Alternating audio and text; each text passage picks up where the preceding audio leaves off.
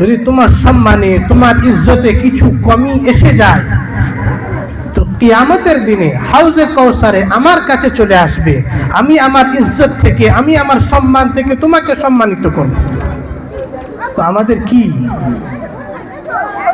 কাউকে মাফ করলে আল্লাহ রসুল বলছে আমি আমার ইজ্জত থেকে আমি আমার সম্মান থেকে তোমাকে সম্মানিত করব, তো আমরা কেন মাফ করব না?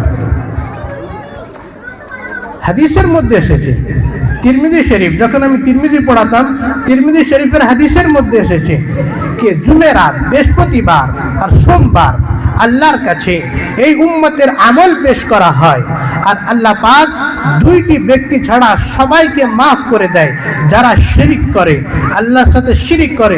আর দ্বিতীয় ব্যক্তিকে দুই ভাই বা দুই মুসলমান ভাই একে অপরের সাথে কথা বলে না, কথা বলা বন্ধ রেখেছে, আল্লাহ বলে দেয় এদেরকে স্টপ করে দাও, এদেরকে রুকে দাও, এদেরকে আগে বাড়ানো যাবে না যতক্ষণ পর্যন্ত এরা মুসালাহাত করে নেবে না, যতক্ষণ পর্যন্ত এরা একে অপরের সাথে সাক্ষাৎ আর মিল আর ভালোবাসা আর একে অপরের সাথে কথা বলা শুরু করে দেবে না, ততক্ষণ পর্যন্ত এদের মাফ করা হবে না। আর আমার ভাইরা, একে অপরের সাথে আত্মীয়তা বজায় রাখা কত বড় ফজিলত। তিরমিজি শরীফের হাদিসের মধ্যে এসেছে আল্লাহ রসুল সাল্লাল্লাহু আলাইহি ওয়াসাল্লাম বলেছেন তোমরা যদি তোমার বয়সকে বাড়াতে চাও, তোমরা যদি তোমাদের বয়সকে বাড়াতে চাও তো তোমরা তোমাদের আত্মীয়র সাথে ভালো ব্যবহার করো। ফলয়াসিল রাহিমা, चाहिए कि अपने रिश्तेदारी के साथ सिला रहमी करे। তোমরা যদি তোমাদের বয়সকে বাড়াতে চাও তো আত্মীয়দের সাথে ভালো ব্যবহার করলে বয়স বাড়বে। এক তো এর হচ্ছে দুটো মতলব, একটা মতলব হচ্ছে আপনার বয়স 60 বছর তো আল্লাহ আপনার বয়সকে 70-80 করে দেবে।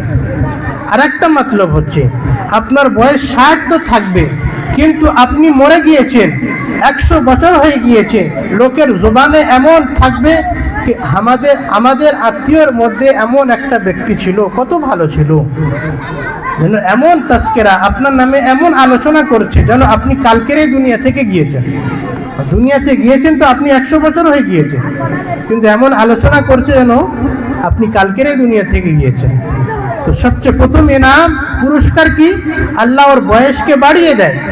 দ্বিতীয় পুরস্কার আল্লাহ ওর রোজির মধ্যে বরকত দিয়ে দেয়। দ্বিতীয় পুরস্কার আল্লাহ রোজির মধ্যে বরকত দিয়ে দেয়।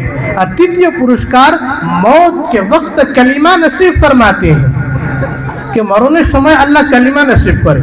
तो फिर उसको क्या चाहिए कि उम्र भी इजाफा, रिस्क में भी बरकत और मौत के वक्त कलीमा भी नसीब होती है कि जिंदगी भी सुहानी और मौत भी सुहानी। सुभान अल्लाह। तो फिर কেন আমরা একে অপরের সাথে ভালো ব্যবহার করব না?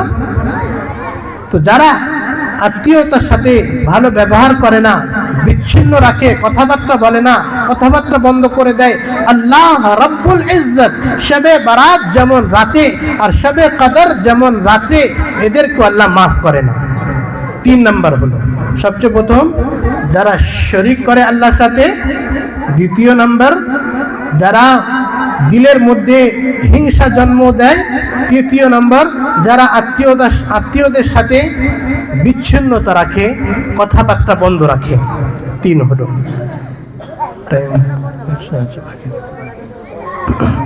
वाला इला मुस्बिलिन, और जो टखनों के नीचे पैजामा या लुंगी लटकाने वाला, অনেকে এমন পায়জামা